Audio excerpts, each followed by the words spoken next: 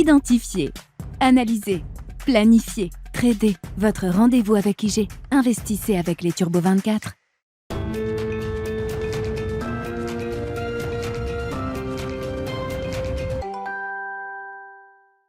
Bienvenue dans Smart Bourse, votre double dose quotidienne de marché en direct sur Bismart. Chaque jour à la mi-journée, 12h30, 13h. Et en fin d'après-midi, la grande édition pendant 1 heure à partir de 17h en direct, rediffusée à 20h sur Bismart TV. Émission que vous retrouvez chaque jour en replay sur bismart.fr et en podcast sur l'ensemble de vos plateformes. Au sommaire de cette édition de la mi-journée, des marchés actions qui plafonnent depuis quelques jours maintenant. Le CAC 40 par exemple à Paris plafonne depuis une semaine, jour pour jour, après avoir marqué son plus haut historique depuis le déclenchement de la guerre en Ukraine le 24 février 2022. Le CAC 40 est allé chercher un peu plus de 7100 points il y a une semaine et désormais c'est une phase de digestion, de consolidation à plat qui semble se mettre en place avec un CAC qui se maintient néanmoins au-delà des 7000 points à mi-séance avec une légère baisse de 0,3%. En attendant l'ouverture des marchés américains tout à l'heure, le marché en Europe a escompté déjà un certain nombre de bonnes surprises depuis quelques mois, puisque désormais le risque principal pour la zone euro est celui d'une non-récession. Le risque de non-récession est peut-être au plus haut, avec effectivement des facteurs structurants qui viennent soutenir la croissance, une croissance qui restera faible en cette année 2023, mais néanmoins on parle quand même de croissance avec la baisse des prix de l'énergie, des prix du gaz, le prix du mégawattheure d'électricité en France par exemple a été divisé par 10 par rapport au pic du mois d'avril 2022. Et puis n'oublions pas également la vague de soutien budgétaire, on parle de plusieurs points de PIB pour chaque pays de la zone euro qui est en cours de déploiement et qui sera évidemment un soutien majeur à l'activité économique pour 2023. Nous évoquerons les questions macro avec Samy Char, chef économiste de Lombard-Odier, qui sera avec nous en visioconférence dans un instant.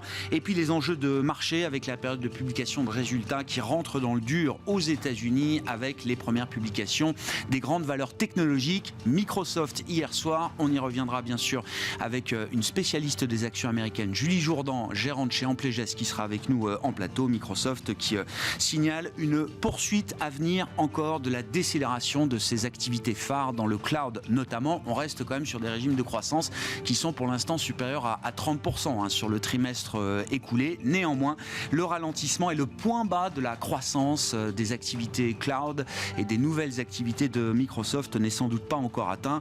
Microsoft qui confirme également des milliards d'investissements dans l'intelligence artificielle à travers OpenAI et donc son robot conversationnel ChatGPT. Est-ce que c'est un bon pari? Est-ce que c'est une bonne allocation des ressources pour un groupe comme Microsoft? Là aussi, c'est une question que l'on posera dans cette émission.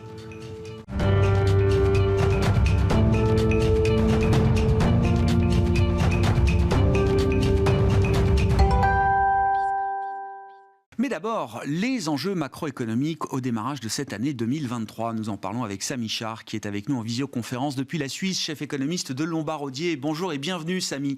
Merci beaucoup d'être avec nous. Ravi de vous retrouver. Je le disais, le risque principal pour la zone euro cette année, c'est celui d'une non-récession. Un risque qui s'est complètement renversé en quelques semaines ou quelques mois, puisque il y a quelques mois encore, on parlait d'un risque de récession qui pouvait être de 80-90% selon les calculs savants qu'on pouvait faire par rapport aux anticipations de marché. Ce risque de récession est sans doute ramené à 30% et moins peut-être aujourd'hui.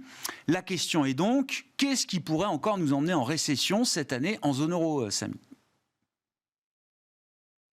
Alors, essentiellement, deux facteurs quand même très importants.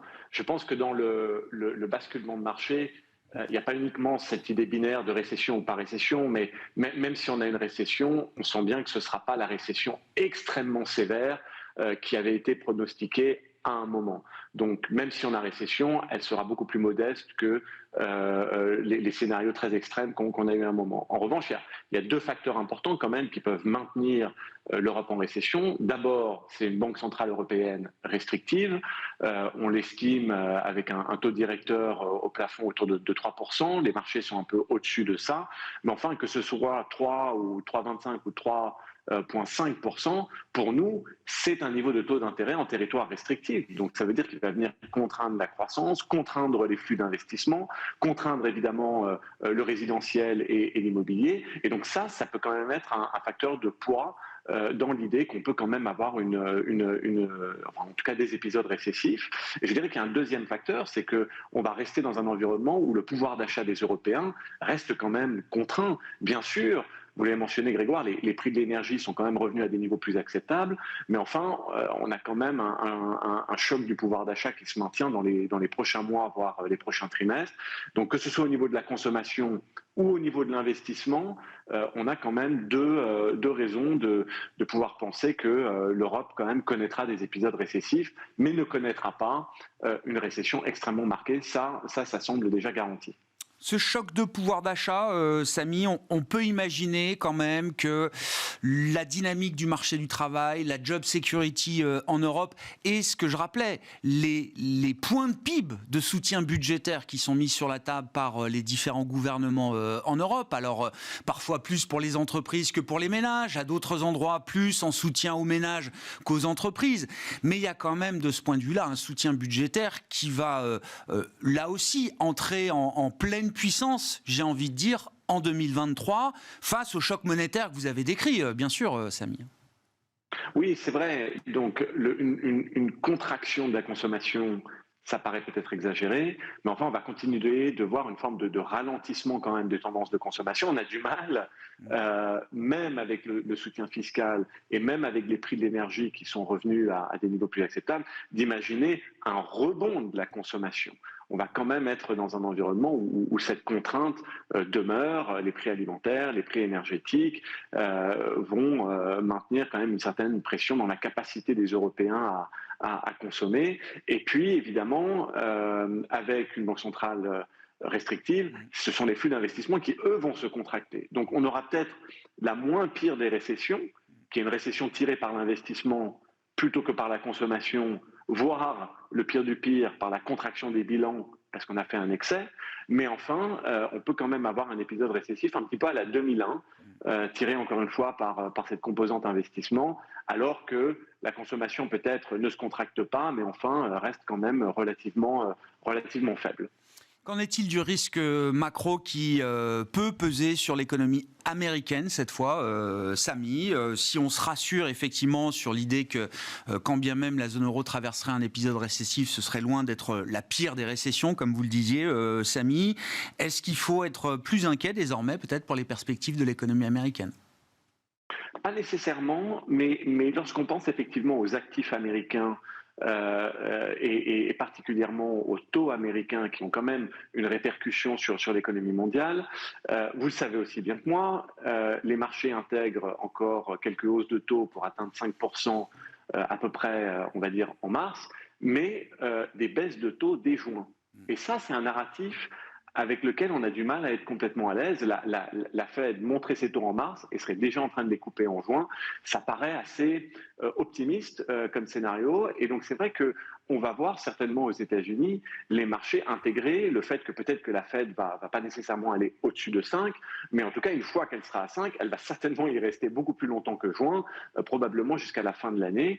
Et donc, cette contrainte-là, un petit peu comme en Europe avec une BCE à 3 ou plus, aux États-Unis, si on a 9 mois d'une réserve fédérale américaine avec des taux à 5%, ça va quand même enlever un petit peu d'oxygène dans l'air, contraindre là encore une fois les flux d'investissement et l'immobilier.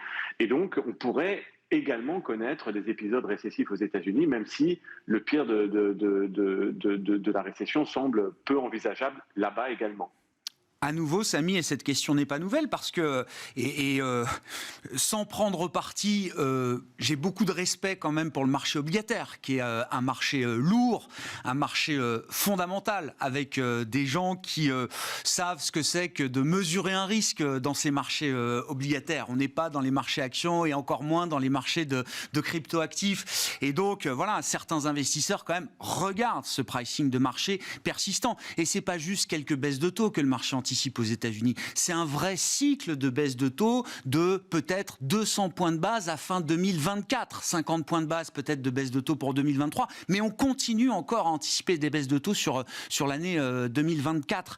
Qu'est-ce qui peut porter ce rationnel? Qu'est-ce qui pourrait forcer la main de la Fed, dont le discours n'est pas ajusté avec ses anticipations de marché, à baisser ses taux peut-être dans les prochains mois et pour quelque temps? Alors comme vous, je donne beaucoup de crédit au pricing de marché, de ce marché des taux sur la partie intermédiaire, voire la partie longue de la courbe. On est également dans le camp d'une inflation qui reviendrait à des niveaux plus acceptables aux États-Unis, entre 2 et 3%. Et donc on imagine qu'à la fin de cette année, si effectivement l'inflation est revenue à ces niveaux plus acceptables, il n'y a pas de raison pour la Réserve fédérale américaine d'être à ce point restrictive. Et elle chercherait peut-être à être tout simplement neutre. Or, le point neutre aux États-Unis, c'est probablement des taux autour de 3%, et donc vous avez vos 200 points de base de baisse de taux à fin 2024. Ce qui me gêne un tout petit peu, c'est vraiment la partie courte, le fait qu'on anticipe déjà des coupes en juin, ça me paraît un peu optimiste. C'est plus une question de séquence, effectivement, de timing, plutôt que l'idée fondamentale qu'à un moment, la Fed reviendrait d'un niveau restrictif à un niveau neutre en matière de réglage de sa politique monétaire. Une question aussi qui est encore ouverte peut-être pour 2023. On n'est qu'au début de la réouverture sanitaire chinoise, avec d'ailleurs la semaine du Nouvel An lunaire et les mouvements de population majeurs en Chine et en Asie en général. Samy, quelle va être la place pour vous de la dynamique chinoise dans le paysage global macro 2023? Elle est très importante puisque la Chine est vraiment un contrebalancier à ce qui se passe aux États-Unis et en Europe, avec, on vient d'en parler, des autorités monétaires restrictives et donc quand même un ralentissement de la croissance, voire des épisodes récessifs. En Chine, on a l'inverse, c'est-à-dire des autorités qui sont monétaires mais aussi fiscales, qui sont beaucoup plus expansionnistes, et donc une croissance qui va rebondir. On estime la croissance chinoise en 2023 autour de 5%, tirée bien sûr par des flux de consommation. Ça va être absolument déterminant pour les pays émergents et particulièrement l'Asie, parce que la Chine est une grosse source de demande pour les biens asiatiques et bien entendu pour les exportateurs de matières premières, on pense à l'Amérique latine. Et puis les Chinois sont généralement de gros voyageurs en Asie. On pense à la Thaïlande, à Singapour. C'est plus d'un tiers des voyageurs qui sont généralement des voyageurs chinois. Et donc pour le tourisme, ça va être très très bon. Donc ça vient contrebalancer quelque part au niveau de la croissance mondiale, avec un effet vraiment favorable pour les pays émergents et particulièrement pour les économies asiatiques. C'est une relance chinoise qui passe par l'investissement, la recette traditionnelle. Est-ce que ça peut être une relance différente de la part des autorités chinoises aujourd'hui, Samy? Non, ces autorités chinoises, elles manquent toujours un petit peu d'imagination. Elles n'arrivent pas à faire une relance qui soit un soutien aux revenus des ménages. C'est constamment des relances fiscales qui sont effectivement liées à l'investissement, souvent pas très productifs. En revanche, là où la croissance va rebondir, c'est effectivement par la consommation, mais simplement parce qu'il y a une forme de frustration après avoir été enfermé si longtemps. Donc de toute façon, il va y avoir un rebond de la demande, stimulus ou pas stimulus. Mais effectivement, au niveau fiscal, c'est toujours tiré par l'investissement et on a du mal à réorienter ces stimulus fiscaux vers le consommateur et vers son revenu. Mais ceci dit, tous les facteurs économiques chinois vont être en expansion cette année et ça, effectivement, ça va quand même permettre d'être un contributeur net à la croissance mondiale après que la Chine, finalement, ait été un tel poids pour cette croissance mondiale. Enfin, elle va contribuer beaucoup plus favorablement. Merci beaucoup Samy, merci pour cet éclairage macro au démarrage de cette année 2023. On a enlevé un certain nombre de risques extrêmes, des questions et d'autres risques restent évidemment en suspens sur la partie macroéconomique. Samy Char avec nous en visioconférence, chef économiste chez Lombard Odier.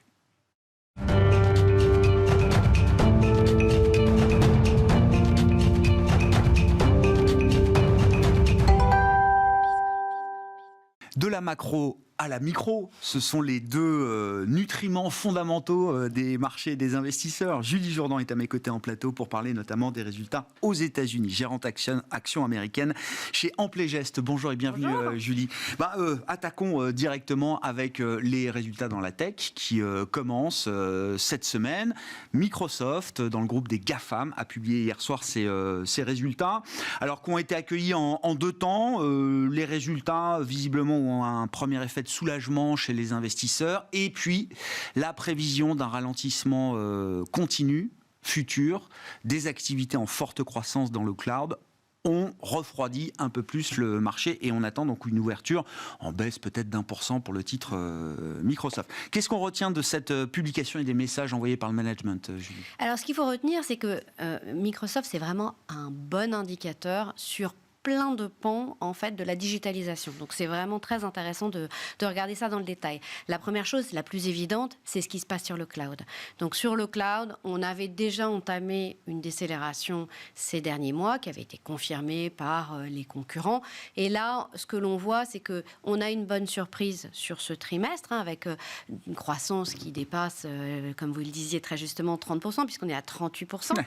Mais dans le même temps, on a un management qui dit attention, en fait, les entreprises sont dans un environnement sont très prudentes et elles essayent d'optimiser leur utilisation du cloud et on s'attend à une décélération. Donc la tendance, elle est là. Elle se poursuit et elle risque de se poursuivre sur l'année. Croissance mid-30s, il dit, au milieu de 30%. Quoi. On va décélérer, ils disent, de 4-5% sur le prochain trimestre. Donc on sera effectivement autour de 35%, un petit peu moins. Donc ça, c'est quelque chose, on reste sur des niveaux de croissance élevés, mais ça décélère. Donc effectivement, il va falloir surveiller ce qui se passe chez Amazon, chez Google, qui vont publier également très prochainement. Ça, c'est la première chose. La deuxième chose, c'est de voir qu'effectivement, le management est beaucoup plus prudent dans son discours et dit finalement, pour digérer en fait cette phase post-pandémie, il va peut-être falloir encore un an. Et ça, on le voit sur les autres activités aussi, puisqu'on voit que sur la partie PC et sur la partie gaming, eh ben, on a des décélérations qui continuent d'être très fortes. Ce n'est pas des surprises, hein. On savait que ça allait être en baisse, mais ça vient confirmer que ces tendances fortes se poursuivent et qu'il faut être toujours vigilant. Donc voilà, donc ces résultats nous donnent finalement cette vision que ça va bien parce que c'est Microsoft, donc on continue d'avoir des ventes qui sont quand même en hausse de 2% et qui sont relativement rassurantes. Il n'y a pas de sujet, mais on est sur des niveaux de croissance inférieurs à ce qu'on a pu connaître avant. Si les clients de Microsoft sont dans une logique d'optimisation, Microsoft elle-même, en tant qu'entreprise, est aussi dans une logique de rationalisation, comme l'ensemble des grands groupes technologiques. Il y a presque une... Alors, c'est un peu dur de dire ça, mais... une course ou une surenchère à la restructuration qui passe notamment par des plans de départ et des plans de licenciement. D'ailleurs, Satya Nadella, il l'a dit quand il annonce les licenciements chez Microsoft, il dit oui, effectivement, pendant 2 ans, on a peut-être vu les choses un peu trop en rose et on a peut-être eu tendance à extrapoler des tendances Covid qui, effectivement, n'étaient que des tendances Covid. Du point de vue de l'investisseur, alors évidemment... on n'a jamais vu ces grands groupes licenciés, en tout cas dans la période moderne, j'ai envie de dire, même si ces groupes-là se sont déjà réinventés plusieurs fois pour certains d'entre eux. En tant qu'investisseur, est-ce que vous êtes rassuré sur le fait que justement ces groupes-là sont capables aussi de se mettre en ordre de marche, peut-être avec une allocation un peu plus rationnelle de leurs ressources, une recherche de productivité qui a été peut-être un peu perdue aussi à un moment quand on a doubler ses effectifs en quelques années pour certains d'entre eux. Ce que l'on voit, c'est qu'effectivement, les données, évidemment, on les voit a posteriori, mais ce que l'on voit, c'est qu'aujourd'hui, le secteur qui a augmenté le plus proportionnellement, le nombre de ces employés, c'est effectivement la technologie. Et c'est vrai qu'on est à peu près entre 5 et 6% au-dessus des niveaux de 2020. Donc effectivement, on a eu une accélération extraordinaire qui a été portée par, l'envie d'accélérer dans tout ce qui était intelligence artificielle, le besoin de recruter les meilleurs, que c'était pour Meta, pour Google. Guerre des talents, bien sûr aussi. De capter les ingénieurs, les acteurs les plus, les plus adéquats pour développer ces nouvelles technologies. Et puis, on se retrouve maintenant, 2 ans plus tard, à avoir effectivement une forme de normalisation, de retour les pieds un petit peu plus sur terre, parce que le contexte économique est ce qu'il est, parce que, comme vous le disiez, il faut digérer, en fait, finalement, ce qui s'est passé post-pandémie. Et donc, effectivement, il y a une forme de normalisation. Mais quand on regarde, d'autres secteurs sont encore, eux, pour le coup, en retard par rapport à la période pré-pandémie. C'est le cas de la restauration, de l'hôtellerie. Et donc, quand on regarde, on voit bien qu'il y a toujours des pénuries d'emplois. Et on le voit bien aux États-Unis quand on voit le taux de chômage qui continue d'être extrêmement faible, ou quand on voit les créations d'emplois qui continuent d'être très fortes. On était sur le mois dernier 233 000 créations d'emplois. On peut se dire c'est la plus faible depuis longtemps, mais quand on regarde, c'était au-dessus de la moyenne pré-pandémie. Donc on reste sur des niveaux très forts. C'est plus que les suppressions d'emplois dans la tech américaine annoncées à date, à ce jour. Exactement. Donc je pense qu'effectivement, ce que l'on voit, c'est qu'il y a une forme de normalisation des choses. On verra effectivement si ces licenciements sont annonciateurs d'autres choses, parce que c'est toujours un peu la question. C'est la question. Est-ce que c'est l'indicateur avancé d'une détérioration plus générale? Mais vous dites qu'il y a quand même des secteurs qui, eux, sont vraiment dans des pénuries de main-d'œuvre et d'offres de travail plutôt que dans des surcapacités. Donc, effectivement, c'est vraiment ça qu'il faut retenir, c'est que d'un côté, la technologie avait peut-être surinvesti dans les ressources humaines, d'autres secteurs sont toujours en recherche. Et ce qui est très intéressant maintenant de regarder, c'est de regarder ce qui se passe sur l'emploi temporaire. Et c'est plutôt là qu'il faudra regarder pour les tendances, effectivement, de l'emploi. Et sur l'emploi temporaire, ce que l'on voit, c'est qu'il y a effectivement une dégradation récemment de cet emploi temporaire, avec des PME qui, elles, continuent de recruter essentiellement aux États-Unis parce qu'elles veulent capter des talents et elles veulent les garder parce qu'elles ont eu tellement de difficultés à recruter. Mais en revanche, l'emploi temporaire qui s'affaiblit un petit peu. Alors, est-ce que c'est parce que les gens sont embauchés dans des contrats, je dirais, plus durables, ou est-ce que c'est annonciateur? Ça, on verra dans la durée. Aujourd'hui, l'emploi reste très très fort aux États-Unis. On peut imaginer que dans certains secteurs, justement, ceux qui sont en pénurie, en recherche permanente de main-d'œuvre, la fonction de réaction des entreprises américaines a changé. Julie, on était habitué, surtout vu d'Europe et vu de France, à voir cette flexibilité du marché du travail américain spectaculaire. Au moindre vent qui tourne, boum, on coupe, mais on est capable de reprendre aussi très vite quand les vents sont plus porteurs. Est-ce que là, on peut avoir peut-être des effets décalé, un peu plus fort? Alors on voit que dans les secteurs là aussi, quand on voit la très grande réactivité en fait du secteur financier ou de la technologie, où il y a effectivement toutes ces annonces majeures, etc. En revanche, effectivement, dans un certain nombre de secteurs qui sont toujours très tendus en termes d'emploi, là, effectivement, il y a cette volonté de garder ces employés, quitte à attendre un petit peu s'il y a une période de ralentissement. On verra dans la durée si ça se confirme. Mais aujourd'hui, toujours une grande réactivité sur les secteurs les plus pénalisés, mais effectivement, un petit changement d'état d'esprit sur certains autres. Bon. Je reviens sur Microsoft. Bon, il y a le ralentissement effectivement encore du cloud. On suivra les messages d'Amazon, de Google dans ce domaine-là également. Il y a aussi l'investissement dans l'avenir. Et donc l'avenir pour Microsoft, c'est l'intelligence artificielle à travers OpenAI et ChatGPT. On parle d'investissement. Alors pour Microsoft, c'est plusieurs milliards de dollars. Ça reste des investissements mesurés par rapport à la taille de l'entreprise Microsoft.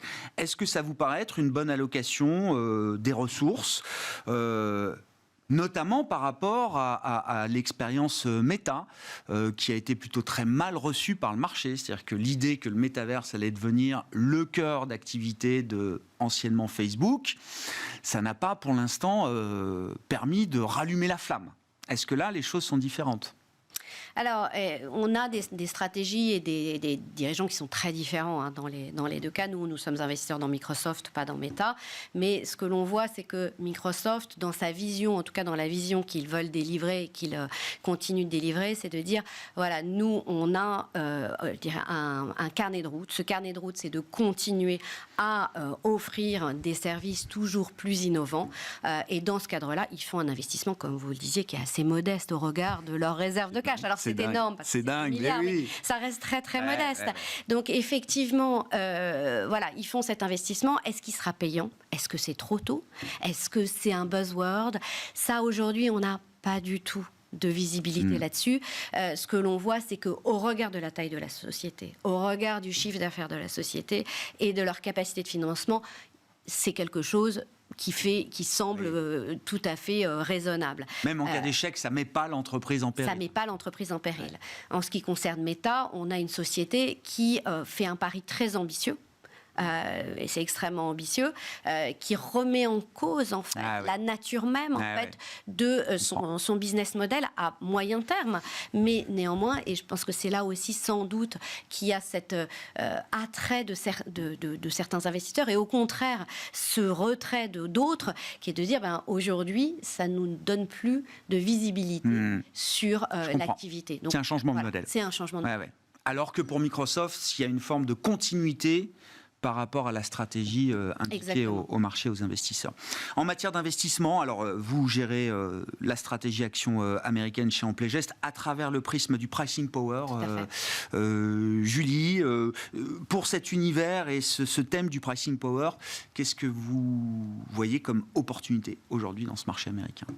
Alors dans le marché américain, il y a beaucoup d'opportunités dans le pricing power puisqu'on a un certain nombre d'industries qui, par essence, en fait, de par leur caractère assez unique, je reprends par exemple un acteur comme Microsoft, où on voit bien que malgré le fait qu'il y ait une concurrence, on a finalement sur le cloud, on a une concurrence qui est relativement modérée et une demande qui est extrêmement forte. On voit qu'il y a beaucoup d'acteurs innovants qui peuvent avoir du pricing power. Aujourd'hui, dans une situation, et vous le disiez précédemment avec l'économiste, finalement qui est assez incertaine. On se dit que le scénario du pire n'est sans doute pas le plus probable, mais à ce stade, on sait qu'on est dans une phase de ralentissement dont on ne mesure pas complètement l'amplitude. Donc, dans ce contexte-là, nous, chez Amplegest, dans la stratégie Pricing Power, on s'attache non seulement à sélectionner des valeurs de qualité, mais surtout à regarder en fait des situations qui permettent d'être à la fois résilientes dans un environnement qui est incertain, mais aussi éventuellement de capter ou de gagner des parts de marché si effectivement on avait un environnement qui était plus difficile. Donc typiquement, alors on va avoir effectivement dans les gaz industriels, qui est également une structure un peu oligopolistique, on va privilégier ce type d'acteurs, ou sinon effectivement dans la technologie, il y a certains acteurs qui sont aujourd'hui relativement attractifs parce qu'on a eu un marché l'année dernière qui a été extrêmement difficile. Microsoft en fait partie, comme je le disais, on est investisseur, je ne fais pas de recommandations là-dessus, mais il n'empêche qu'effectivement, on a des acteurs dans la technologie qui restent extrêmement, attractifs d'un point de vue valorisation et qui ont une très belle visibilité dans leur carnet de commandes. Donc c'est vrai que de ce point de vue-là, le pricing power aux États-Unis, on va chercher des oligopoles, des sociétés également qui seraient portées par des politiques publiques assez fortes. On a vu l'IRA qui est une politique majeure et donc dans ce contexte-là, là aussi, on va trouver des acteurs attractifs. Non, mais je trouve intéressant parce que ça met quand même un éclairage sur le pricing power qu'on peut trouver dans des secteurs industriels, dans des secteurs B2B.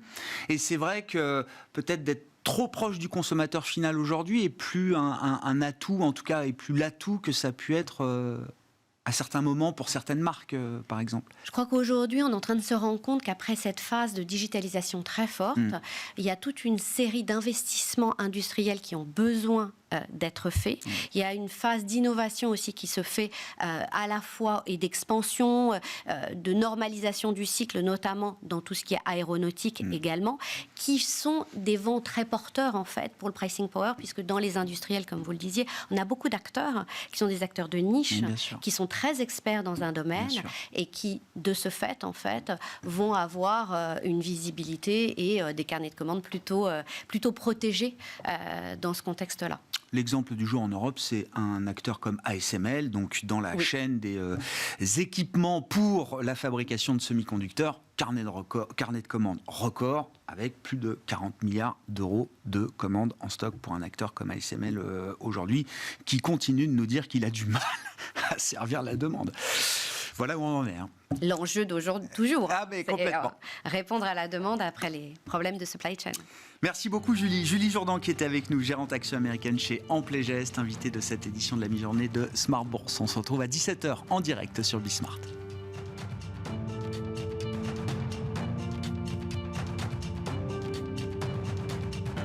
Identifier, analyser, planifier, trader. Votre rendez-vous avec IG. Investissez avec les Turbo 24.